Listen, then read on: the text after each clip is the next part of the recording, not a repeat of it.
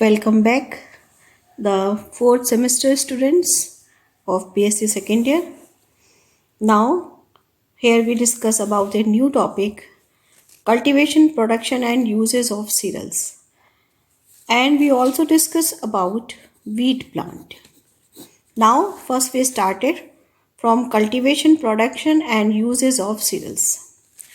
Word cereal is a Roman word used in the honor of goddess Ceres, whom they worshipped as the goddess of grain. तो serial word जिसे हम अनाज कहते हैं आम भाषा में, ये एक रोमन वर्ड है जो वहाँ की एक गॉडेस या देवी सीरी उससे लिया गया है, जिसको हम गॉडेस ऑफ ग्रेन मानते हैं।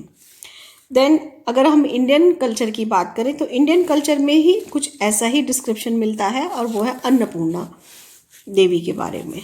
Next, cereals belong to the family grass family. जितने भी सीरियल्स हैं वो सब एक जिस फैमिली को बिलोंग करते हैं उसको हम ग्रास फैमिली या ग्रैमनी या पोएसी के नाम से जानते हैं। तो सीरियल्स को या जो ग्रेन्स देने वाले क्रॉप्स हैं उनको हम जो है ग्रैमनी या पोएसी फैमिली में स्टडी करते हैं, और वो एक तरह की क्या है, ग्रासेस हैं। इनका अगर हम फ्रूट देखें तो फ्रूट क्या है, ग्रैमनी फैमिली का कैरियोप्सिस। 1 मार्क्स के लिए इंपॉर्टेंट है। इसमें जितने भी पॉइंट्स मैंने बनाए हैं सब MCQ को ध्यान में रखते हुए डिस्क्राइब किए हैं। Cereals have high percentage of carbohydrate, कि सीरियल्स में कार्बोहाइड्रेट और प्रोटीन इसका परसेंटेज ज़्यादा रहता है। इन दोनों का अगर हम कंपेयर करें कार्बोहाइड्रेट और प्रोटीन, तो कार्बोहाइड्रेट ज़्यादा है, प्रोटीन थोड़ा कम है, लेकिन मिनरल्स भी इसमें सफिशिएंट अमाउंट में होते हैं, और फैट लिटिल और लेस अमाउंट है ना, कि बहुत कम मात्रा में इसमें फैट है। मेन क्या है, कार्बोहाइड्रेट रिच होते हैं ये, और कुछ अमाउंट में इसमें प्रोटीन भी मिलता है। Small hard dry seed of grass is called grain. अगर हम ग्रेन को डिफाइन करना चाहें तो ग्रेन क्या है, ये स्मॉल है, हार्ड है, ड्राई सीड हैं, और किसके हैं, ग्रासेस के, क्योंकि ग्रैमनी फैमिली के जितने भी मेंबर्स हैं वो सब क्या कहलाते हैं, ग्रास कहलाते हैं। अब फ्रूट जो है इसका ग्रैमनी फैमिली का क्या है, कैरियोप्सिस। तो अगर हम कैरियोप्सिस को डिफाइन करना चाहेंगे तो क्या है caryopsis, special type of dry 1 seeded fruit. तो ये स्पेशल टाइप का है, ड्राई है एक तो इसमें, और क्या है 1 सीडेड फ्रूट, कि एक सीड है, यानी कि ये सिंगल ओव्यूल वाली फैमिली से डेवलप है, कि जहाँ पर ओव्यूल का नंबर 1 होगा उस तरह की ओवरी से ये डेवलप होगा।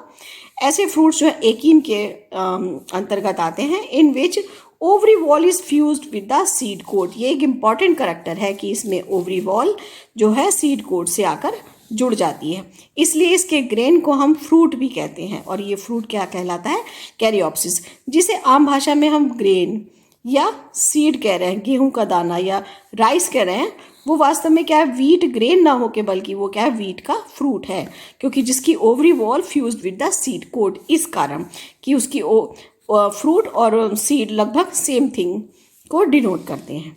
अगर हम देखें कैरियोप्सिस, ये भी कितने टाइप के हैं, 2 टाइप्स के हो सकते हैं, प्रोसेस्ड ग्रेन और अनप्रोसेस्ड ग्रेन। प्रोसेस्ड ग्रेन उसमें कहेंगे bran and the germ part of the grain is removed, कि इसका छिलका वगैरह उतार दिया जाता है, इसके छिलके को हम ब्रान कहते हैं, जिससे जो है एक तरह का ऑयल भी फॉर्मेशन किया जाता है, ऑयल को बनाया जाता है, जिसको हम कहते हैं राइस ब्रान ऑयल। जो है फॉर्चून वगैरह कंपनी इसी नाम से ऑयल को मार्केट में उतारती है, राइस ब्रान ऑयल। वो जो राइस का जो छिलका है उसी से बनता है। And the germ part of the grain, और इस प्रोसेस में उसका जो है जर्म पार्ट भी रिमूव हो जाता है, एग्जाम्पल राइस ही है। अनप्रोसेस्ड ग्रेन, अनप्रोसेस्ड ग्रेन में जो है ये ब्रान वगैरह को हटाया नहीं जाता। अब नेक्स्ट एक और इम्पॉर्टेंट करेक्टर है मिलेट्स। इंडिया में इस ईयर को जो है मोदी गवर्नमेंट ने जो है मिलेट ईयर के रूप में जो है डिफाइन किया है, कि मिलेट ईयर इसको डिक्लेयर किया है। तो व्हाट इज मिलेट, मिलेट क्या है, तो मिलेट्स को अगर हम डिफाइन करेंगे तो मिलेट्स के बारे में क्या है, लार्ज इन नंबर, ये जो है बड़ी संख्या में होंगे, smaller in size and grand serial, कि इस ऐसे सीरियल जिसमें ग्रेन का साइज स्मॉल होगा और ये बड़ी संख्या में का बनते हैं, ऐसे इसी को हम जो है मिलेट्स का नाम देते हैं। तो मिलेट्स जो है एक इम्पॉर्टेंट करेक्टर है, एक इम्पॉर्टेंट ग्रेन है, सीरियल है। एग्जाम्पल मोस्टली टॉपिकल ग्रासेस जो हैं वो सब जो हैं मिलेट्स के अंतर्गत आती हैं। जैसे पर्ल है, इसको हम बाजरा, फॉक्सटेल आम भाषा में कांगनी या काकुम कहते हैं, फिंगर मिलेट्स जिसको हम रागी कहते हैं, और लिटिल मिलेट्स जिसको हम समा के चावल है, राइस जिसको हम फास्ट वगैरह में खाते हैं, वो सब जो है मिलेट्स के अंतर्गत आ जाते हैं। तो कौन कौन से? पर्ल मिलेट जिसको हम बाजरा के नाम से जानते हैं, फॉक्सटेल मिलेट, कांगनी, ये सब इंडियन मिलेट्स हैं। फिंगर मिलेट्स रागी, लिटिल मिलेट्स जिसको हम जो है जिसको हम फास्ट वगैरह में यूज़ करते हैं, ये सब जो है मिलेट्स के कुछ एग्जाम्पल हैं। कौन कौन से? Pearl millet, foxtail millet, finger millet, little millets. Local भाषा में कहें बाजरा, कांगनी या काकुम, रागी और समा। इनमें क्या है? Rich in carbohydrate, fat, magnesium, potassium and phosphorus और अदर मिनरल्स भी इसमें पाए जाते हैं, लेकिन कार्बोहाइड्रेट का परसेंटेज बहुत ज़्यादा रहता है और फैट वगैरह ये जो है लेस अमाउंट में रहेंगे। लेस फैट, मैग्नीशियम, पोटेशियम ये सब भी इसमें पाए जाएंगे। नीड लो रेनफॉल, मिलेट्स वगैरह की ग्रोथ के लिए बहुत ज़्यादा रेनफॉल की ज़रूरत नहीं पड़ती, बहुत ज़्यादा इनको केयर की ज़रूरत नहीं पड़ती, आसानी से ग्रो कर जाते हैं, पुअर सॉइल में भी आसानी से ग्रो कर जाते हैं। हाईली रेसिस्टेंट टू ड्रॉट, अगर ड्रॉट कंडीशन है, पानी की कमी है, तो वो भी वहाँ पर भी आसानी से ग्रो कर जाते हैं। Easy to digest, gives good economic value nowadays. किसी समय में मिलेट्स की इंपॉर्टेंस कम थी, वीट की इंपॉर्टेंस ज़्यादा थी, लेकिन अब जो है लोग वीट में एक नेगेटिव पॉइंट है कि उसमें ग्लूटेन होता है, कुछ लोगों को ग्लूटेन से एलर्जी होती है, तो इन सब को देखते हुए मिलेट्स की तरफ लोगों का ज़्यादा ध्यान गया है और इसको एक अच्छी फूड क्रॉप के रूप में जाना जाने लगा। सॉर्गम, कुछ साइंटिस्ट सॉर्गम यानी कि ज्वार, इसको भी जो है मिलेट्स के अंतर्गत रखते हैं, जिसको हम ग्रेट मिलेट्स के रूप में भी जान सकते हैं। Then taxonomic character of millets, millets के टैक्सोनॉमिक करेक्टर क्या होंगे? वही ग्रैमनी फैमिली वाले होंगे। इसमें टिलर्स पाए जाएंगे। टिलर्स किसको कहते हैं? जो shoot arise from the base of the plant, की प्लांट के बेस से जो शूट निकल आते हैं। मान लीजिए अगर आपने ग्रैमनी फैमिली को लास्ट सेमेस्टर में अच्छे से स्टडी किया होगा, तो इसमें जो है रूट सिस्टम जो पाया जाता है, उसके रूट से पास से कुछ ब्रांचेस निकल आती हैं, ये सब जो है टिलर्स के अंतर्गत आती हैं। तो अगर हम इसमें देखें तो इसमें क्या मिलता है? शैलो फाइब्रस रूट सिस्टम मिलता है। टिलर प्रेजेंट एक्सेप्ट सॉर्गम, कि सॉर्गम को छोड़कर सभी में जो है टिलर्स पाए जाते हैं। टिलर्स यही ब्रांचेस वगैरह टिलर्स में इंक्लूडिंग हो जाती हैं। स्टेम इसका फिस्टुलर है यानी कि अंदर से खोखला है।